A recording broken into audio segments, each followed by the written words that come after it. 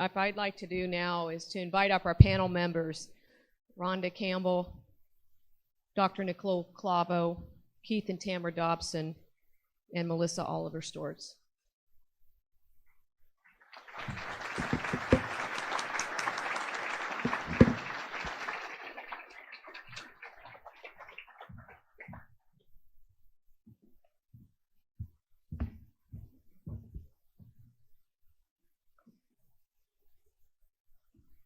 You can stand or you can sit, whatever makes you most comfortable. I know I feel very short in these chairs. But. Well, first off, let me just tell you thank you. Sharing personal tragedies are not always easy, but I do think that today is an important day so people can understand the consequences of, I call it the consequences of crime. So let me start off, and I'll start with you, Dr. Clavo.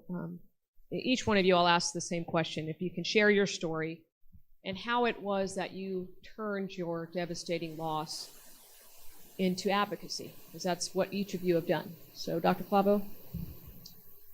So, my story began November 13th, 2015, approximately 2:30, 3 o'clock in the afternoon, when I received a call that my son had been shot at a three-way stop sign on his way to play in the CIF playoff game for Grant High School. Like many others, I had seen a lot of kids that had been shot and survived.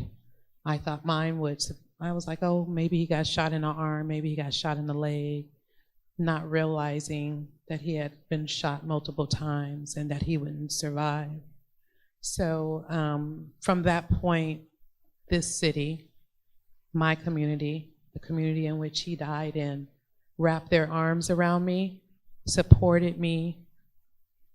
I couldn't imagine that I would receive that amount of support. And that's what made me make the decision within those 24 hours that I would survive. I would survive the worst thing I had ever experienced in my life. And I would not only survive, but I would become an advocate for those who have to walk in the shoes that I am now walking in.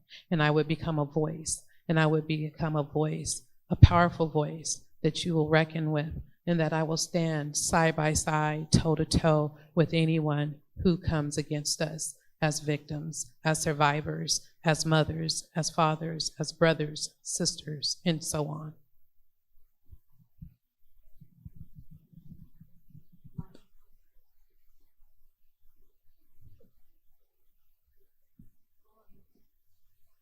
My story started in the summer of 1981. Is that better? Okay.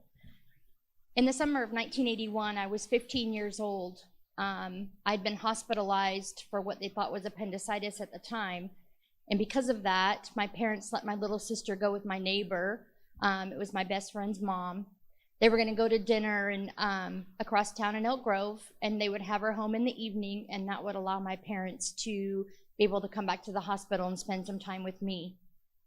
On their way home from Elk Grove that night, a 4-time repeat offender drunk driver ran a stop sign at 60 miles an hour and hit the car she was in head on. It killed my best friend's mom instantly, left her an orphan at that moment, and my little sister was critically injured and left alone on the side of the road to die. I was only 15. I didn't know what advocacy was at the time, but I knew I had something burning in me, and I didn't know how to use it. As I got older and learned more about the process, I learned things like in 1981, when my parents went to court, they weren't given a voice. They weren't given an impact statement. They weren't given the opportunity to put in opinions about what had happened to my baby sister. The offender pled to 1 count of vehicular manslaughter. He killed 2 people.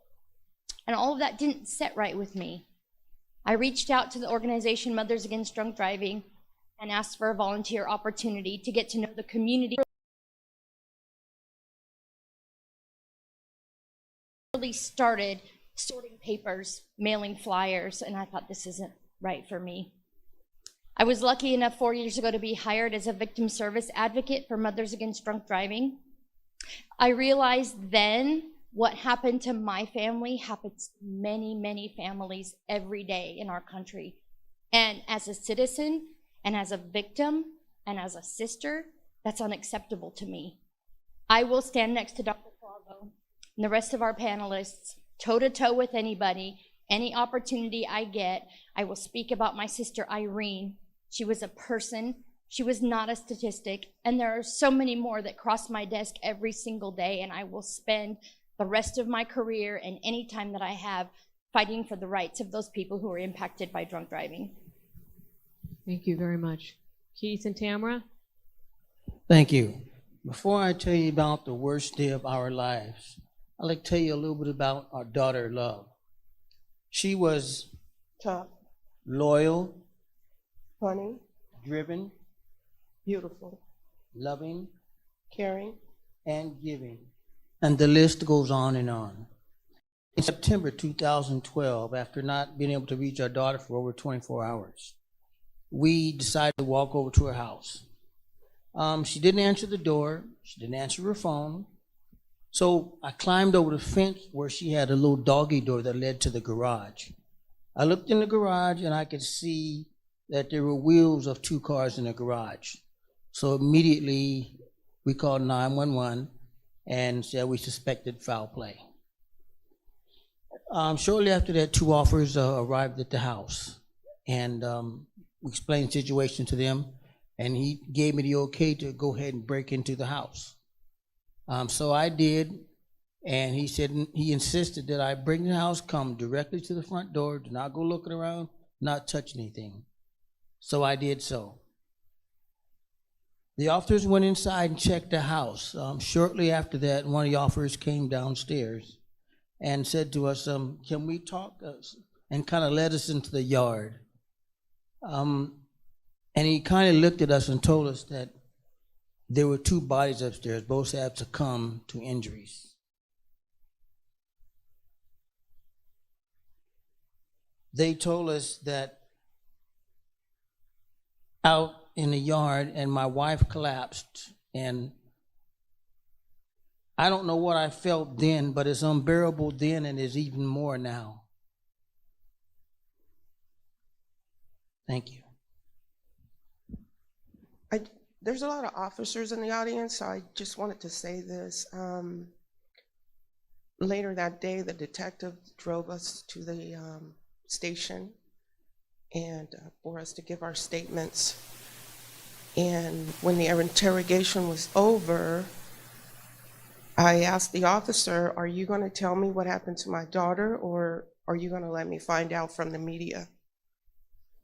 The officer, I'll never forget this, but he told me that the case is still under investigation, but it appears he was the perpetrator.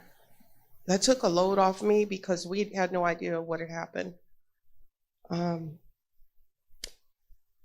I also want to say, to this day, we still don't understand why this guy would do this. We are a very close-knit family. We did a lot of fun things, vacations together, and it just came out of the blue. He was supposed to love our daughter, and instead he chose to kill her after killing himself. And he did so execution style. And so.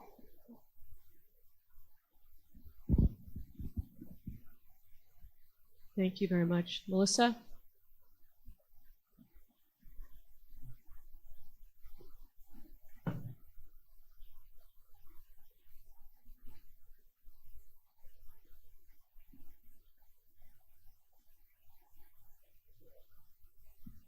Is that better? All right, there we go. So my story, as I'm sure probably many of you know in this room, my dad, it was Deputy Danny Oliver, and he was murdered on October 24th, 2014. I mean, he was just doing his normal day that day. He had gone to the jail previously, and then with his partner, he went to a Motel 6 that was demolished, which was literally just down the road. And He had seen a suspicious vehicle and decided to approach the two people in the vehicle. As he was approaching the driver's side, he was shot point blank in the forehead and was killed instantly. At that time, his partner, Scott Brown, retreated, and the individuals in the car then drove away, actually ran him over, and continued to then shoot a civilian, shoot and injure another officer, and then also kill another officer, which was Detective Michael Davis Jr. So from this, my family didn't want to live in that dark space, even though we did for a while. So what my mom did was she started the Danny Oliver Foundation in 2015. And her goal was to bridge the gap between law enforcement and the community, to bring them together and work together to prevent crimes that you all see every day. I also just want to say thank you, because there are people in this room that I know supported us during that very difficult time in our life. So I just wanted to say thank you to each and every one of you that offered us that support during literally the worst day of our lives. Thank you, and thank you all for sharing that story, which I know is not easy. So the next question I have is, how can we make sure that the voices of victims are heard when we're considering important public safety legislation or decisions, whether it's on the local, state, or federal level? How can we make sure that you're heard and all victims are heard? Dr. Clavo? By having us as a part of the conversation. So one of the great things about Voices for Victims, which we are all a part of up here, is that we are being told and taught about the new legislations that are coming forward.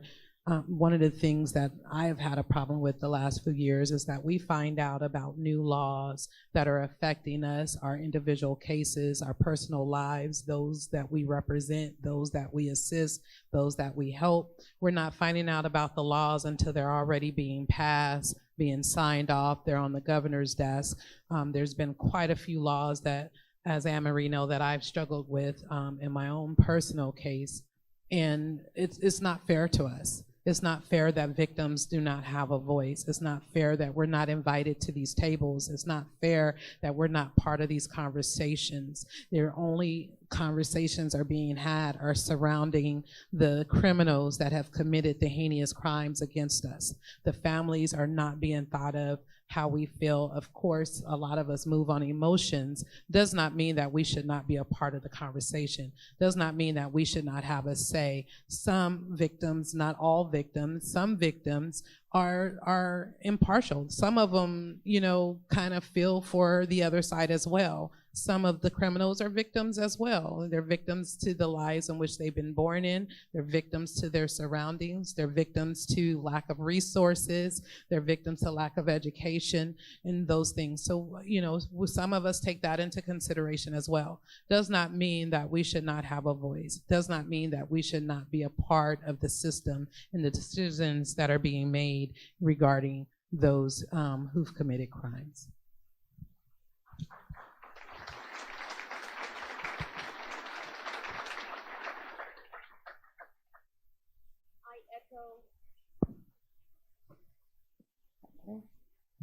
I echo Dr. Clavo's sentiments about being involved as a victim when choices and decisions are being made.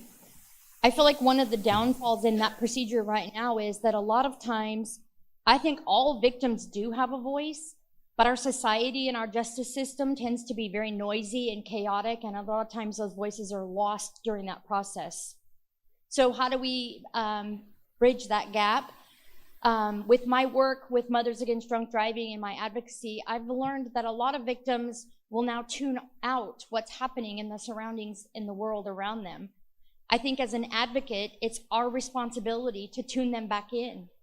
And what I mean by that is by having strong relationships that we're creating today with our coalition, with the district attorney's office, we now are armed with the information and the ability to take it to people we work with and give them that voice that's been quieted for so long.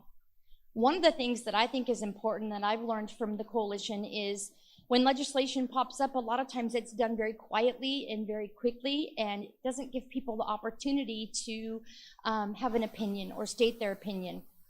I think by working closely with this coalition and with the DA's office, the power of social media is huge. All of us up here represent a great society of victims.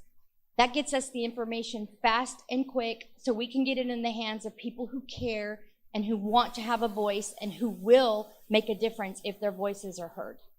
Hopefully, things like this event today are going to help make that happen. Thank you very much, Rhonda. Keith and Tamara? Yeah, we can do so by lobbying and other forms of legislative advocacy. We can provide perspectives to state and local governments, decision makers by rallying and improving laws and policies. For example, when we were trying to get legislators to approve the Sacramento Regional Family Justice Center, it went in front of the bill makers to tell them our stories, and the rest is history. My wife serves on the board at the Family Justice Center. For those of you who may not be familiar with it, they're a one-stop shop for victims of domestic violence, child, elder abuse, sexual assault, human trafficking, can obtain services through coagulation.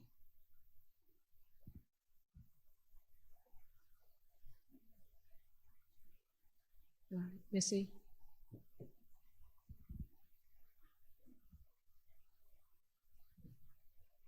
Okay. Okay. So I would just really echo, what everyone just said. It's literally what I was going to say is, I think just the biggest part of it is that things are addressed before they are actually being passed, as some of the other panelists mentioned. There's several different executive orders, bills, laws that have made progress that affect our case personally, regarding the death sentence. And, it's definitely terrifying to think about, because the man that killed my dad and Detective Davis was out for cop blood. He was going to shoot and kill a cop no matter which cop he ran into. So the fact is that we should have the voice to, be able to talk about this before things are changed in the system. Very good, thank you. So my last question, and I'll start again, if it's okay with you at this end, Missy. How can or how does your advocacy work? How can it protect everyone, and how can it help our entire community? Yeah, so in approximately probably 2019, I took over as board president of the Danny Oliver Foundation. My mom wanted to take a step back, and I wanted to make sure that a family member was still present in the foundation. So we are growing right now. We're gaining traction currently, and a few of the things that we do, one is that we offer scholarships to recruits in the academy, both SAC PD and SAC Sheriff, and we would love to grow eventually. And with those scholarships, we actually award those to recruits who embody the qualities and characteristics of both my dad, Deputy Oliver, and Detective Michael Davis Jr. We also support families of fallen officers. Being a family that has personally gone through that, we want to support them in any way that we can. So whether that means that we help them by paying for like landscape service, or someone to come in and clean the house because they just can't get out of bed. We want to help them through that first year as much as we possibly can. And then I would say the biggest thing that I really want to work towards in the next couple of years is that original mission that my mom had. And that's to bridge that gap between law enforcement and the community. I just want to kind of briefly explain what my dad did. He was on the POP team, the Problem-Oriented Policing Unit, also known as community policing. And basically what he did for that was he focused on the community. He attended neighborhood meetings, and he arrived early to work to make sure that he answered every email and every phone call from people in the communities that he patrolled. He made sure that his community felt understood and, most importantly, safe. And he always said that no complaint or concern was considered too small. And I truly believe that all the officers in this room and there are just like that. You are in the profession to help others and make a difference. So the way that I would like to move forward with that is to work with local departments and organizations to organize events where the community can actually come out and speak to officers in their neighborhood. A place for them and officers to have their opinions and voices heard. And hopefully this can bring the community together and prevent any further violence or crimes. I see it as, even if this helps prevent one crime, that's moving in the right direction. That's one family, that's one person that doesn't have to go through a trauma or a loss that all of us up here have experienced. Thank you.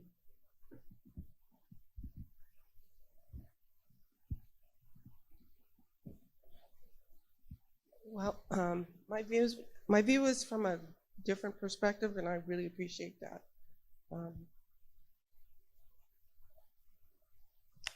I think we get through by telling people our story. We've been telling people our story. I think when people hear the story, it helps them find their own voice. And then we enable them to take charge of their lives and become their own advocates. One evening, Keith and I were sitting at a restaurant in Nevada, and this couple approaches our table, and I'm like, I didn't do it. I didn't know why they were coming over there. And they just said, well, we're from Sacramento, and we just wanted to thank you for your services. And thank you. We've been at the mall, and young ladies have approached us and said that the love story helped them leave their abusive boyfriends and change their lives. The funeral director for Love Services, he didn't know that his daughter was in a bad relationship, but after Love's story, she came forward and told her dad that she was in this relationship. She broke it off and was able to get away. So that's how I see spreading the word. And I think that these words help Keith and I, when people approach us and let us know, that we're helping. Those are things that helped us get through and helps us want to keep doing what we're doing. And so that way we feel like Love didn't lose her life in vain.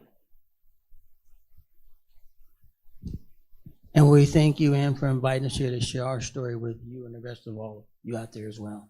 Absolutely. I work for a national organization committed to ending drunk and impaired driving. To ask me how my work as an advocate protects our community is a little bit frustrating for me, because you probably see as well as I do, it doesn't feel like we're winning. But when I work with a family who spends hours upon hours in court hearing how their children were murdered, seeing pictures of their kids laying on the side of the road, it gives me the gas in my tank to get up the next day. And I know when these people come to me, I have the tools, I have the resources, and I have the ability to get them connected with services, to stand along by their side, knowing what they're going through, and to hopefully engage with them for the rest of their journey through the system and the grief process, which never ends. My parents are sitting over here at table 5. My sister was killed 41 years ago. If anybody gets an opportunity to speak to them, I think you'll learn very quickly that doesn't go away. When it comes to protecting community, I hope that education and events like today will make people realize that organizations like mine are very victim-oriented. Victim services is our top priority at MAD. I and some of the other agencies here today work tirelessly to make changes to inadequate laws, inadequate prison sentences, and to elevate the voices of victims so that they never feel unheard.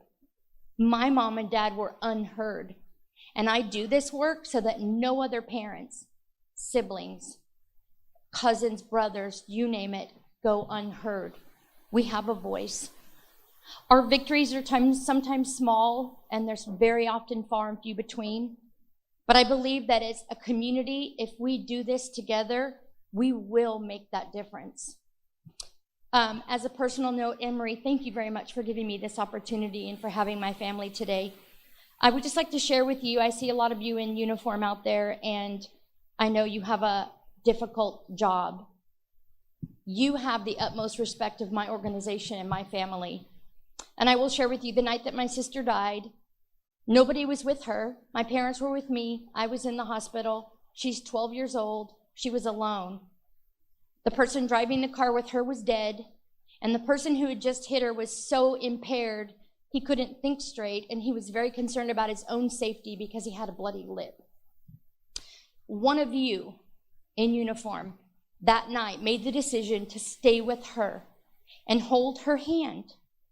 And that is the last human interaction she had, because she died before my family was able to be with her. There's nothing in the world we can do to pay back an act like that.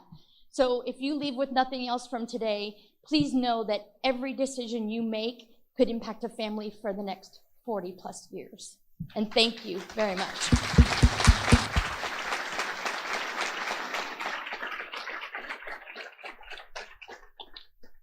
You're up. So I'm going to go back to what Melissa said. So fortunately for me, and unfortunately, the unfortunate part is the loss of my son. The fortunate part for me is that I gained so much family in the city of Sacramento, surrounding areas, and nationally from the death. The support has given me the strength and the ability to continue to move forward, and so I'm thankful for that.